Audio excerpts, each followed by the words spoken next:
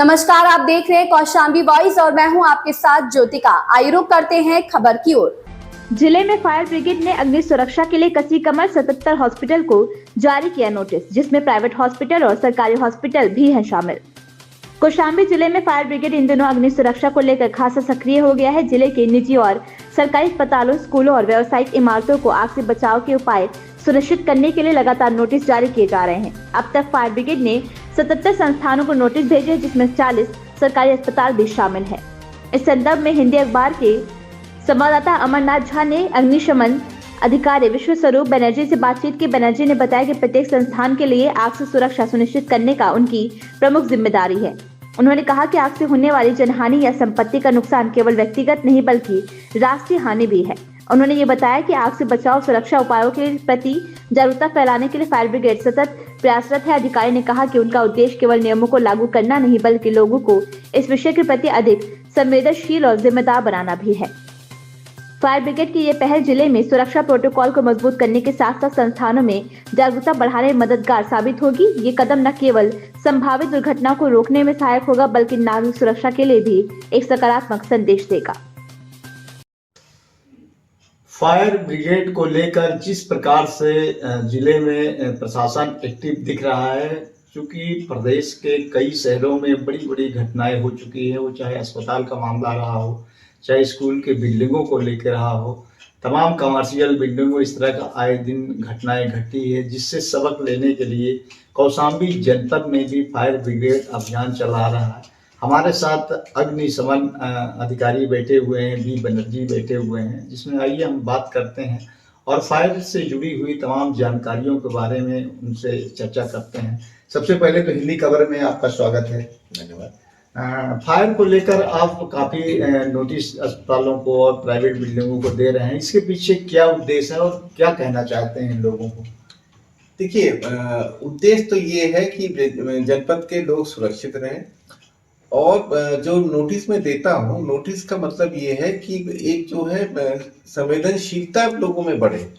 जो वेबसाइट जो अधिभोगी हैं, जो जहाँ पे जो भवन के अधिभोगी है, जो भवन का संचालन कर रहे हैं, वो कम से कम अग्नि सुरक्षा के प्रति कम से कम लायबल तो हो जाए, कम से कम जिम्मेदार तो हो जाए कि आपको अग्निशमन के प्रति जिम्मेदारी आप रखेंगे, आप संवेदनशील रहेंगे, तभी दुर्घटनाओं को घटाया जा सकता है। अगर जिम्मेदारी नहीं रखेंगे, अगर संवेदनशील नहीं होंगे तो दुर्घटनाओं को घटाया नहीं जा सकता है।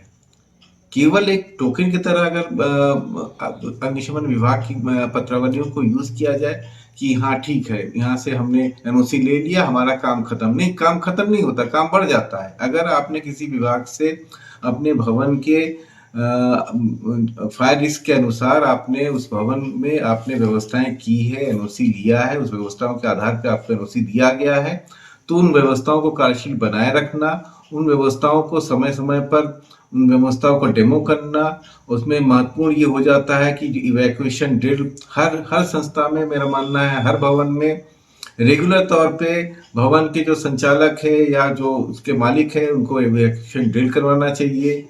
पब्लिक को भी जागरूक करना चाहिए, हम लोग तो प्रयास करते ही हैं, उनके स्तर पे भी जागरूक करना चाहिए।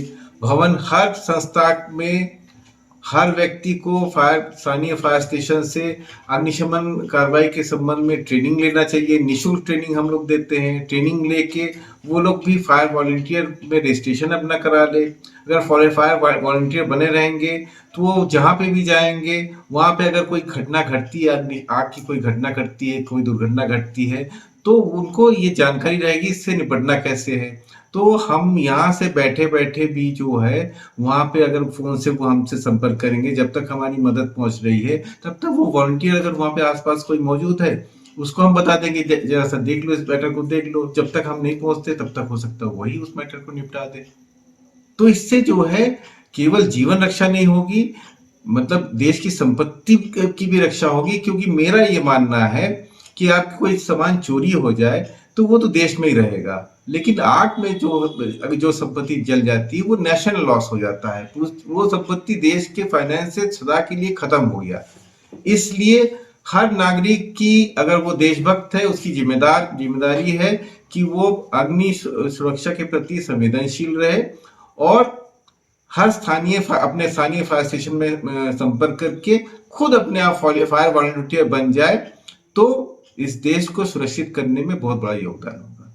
देखा जा रहा है कि जिले में लगभग 127 प्राइवेट हॉस्पिटल है, जिसमें कि 40 से ज़्यादा सरकारी हॉस्पिटल है, और जो तो स्कूलों के भी मेरे ख्याल से हजारों की संख्या में स्कूल है। उनके लिए अग्निशमन व्यवस्था के लिए क्या कार्रवाई की जा रही है?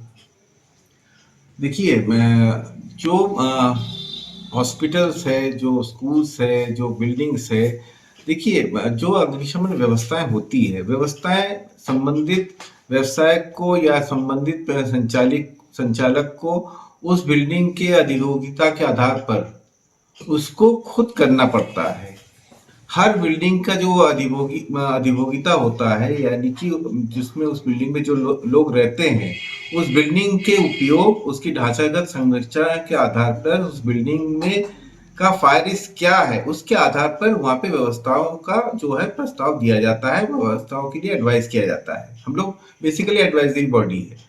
अब एडवाइस देते हैं, एडवाइस का अनुपालन करना एक उनकी उत्तरदायित्व है, लायबिलिटी भी है, क्योंकि आप अगर अपने फायदे के लिए, अगर जिसमें पब्लिक का उसमें आना जाना है, पब्लिक यूज नहीं कर रहे, पब्लिक से आप अपना फायदा कमा रहे हैं, तो पब्लिक के जीवन का संरक्षण करना भी आपके फायदे के लिए जरूरी है, क्योंकि आपके हम वहाँ पे वही लोग आएंगे कम से कम जो सुरक्षित एक माहौल में आए। तो सुरक्षित माहौल उपलब्ध कराना भी उस भवन स्वामी का या उस भवन के संचालक का उत्तरदायित्व है। इस उत्तरदायित्व को अगर वो समझ जाए तो दुर्घटनाएं बहुत कम हो जाएंगी, मेरे ख्याल से दुर्घटना होगी भी नहीं।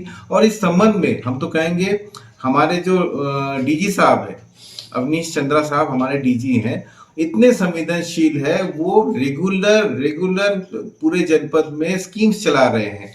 हर प्रकार के बिल्डिंगों का समय समय पे स्कीम चलाते हैं कि वहाँ पे हमारे कर्मचारी जाते हैं, जरूरत पड़ने पे अधिकारी भी जाते हैं, वहाँ पे डेमोन्स्ट्रेशन करते हैं, इवैक्यूएशन ड्रिल करवाते हैं, उनकी अग्निशमन व्यवस्थाओं को उन्हीं से चेक करवाते हैं, उनको उसी में उनके द्वारा की गई अग्निशमन व्यवस्थाओं का उनको प्रैक्टिस कराते हैं, और उसमें फायर ऑडिट की जरूरत होती है तो फायर ऑडिट भी करवाते हैं हम लोग। और डीजी साहब के नेतृत्व में ये हुआ कि अग्नि संशय के संबंध में इतना ज्यादा प्रचार प्रसार हुआ है कि लोग अब खुद ही जानने लगे हैं कि अग्निशमन होने पे हमको क्या क्या अपने बचाव में कम से कम क्या क्या कार्रवाई करनी चाहिए। और डीजी साहब की ये अथक प्रयासों से इस समय कई हजार फायर वॉलंटियर्स भी हम लोग के साथ जुड़े हुए हैं, और फायर वॉलंटियर्स को प्रोत्साहित करने के लिए डीजी साहब ने उच्च स्तरीय वार्ता भी किया है कि इनको जो है सरकारी नौकरियों में या कंपनीज में नौकरी में इनको वरीयता दी जाए, और इसके लिए निरंतर प्रयास जारी है। देखा गया है कि अब तक स्वास्थ्य विभाग में लगभग सरकारी और गैर सरकारी 77 से ज्यादा लोगों को नोटिस जारी किया गया है। तो क्या ऐसे लोगों के लिए प्रशिक्षण या माउंटिंग टाइप के कुछ क्या जनपद में कोई व्यवस्था की जा रही है?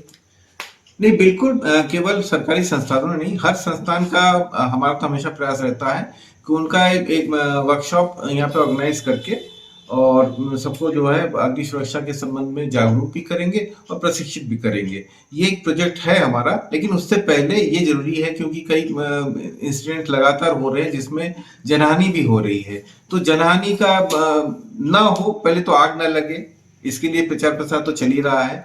जनहानि ना हो, इसके लिए भी ये जरूरी है कि अग्नि संशय के संबंध में जागरूकता प्रदान किया जाना पब्लिक में और संस्थानों में बहुत आवश्यक है। और इसके लिए अगर लिखा पढ़ी या नोटिस देने की आवश्यकता है तो वो भी हम करेंगे। तो ये बात कर रहे थे हमारे साथ बी बनर्जी, जो कि कौशाम्बी जनपद में फायर ब्रिगेड को लेकर काफ़ी सक्रिय हैं, और इन्होंने बताया कि सिर्फ एनओसी जारी कर देने से ही समस्या टल नहीं जाती है, बल्कि उसके लिए लोगों को, जो संस्थान है, उनको प्रशिक्षित होना भी जरूरी है। और उन्होंने ये भी बताया कि ज़िले में जल्द ही कहीं न कहीं हम लोगों को, वॉलंटियर्स को तैयार करेंगे और जानकारी करेंगे ताकि लोग जागरूक हो सके और जान जोखिम और फायर से किसी तरह अपनी सुरक्षा कर सके। अमरनाथ झा, कौशाम्बी, हिंदी खबर। इस खबर में बस इतना ही। बने रहिए कौशाम्बी वॉइस के साथ।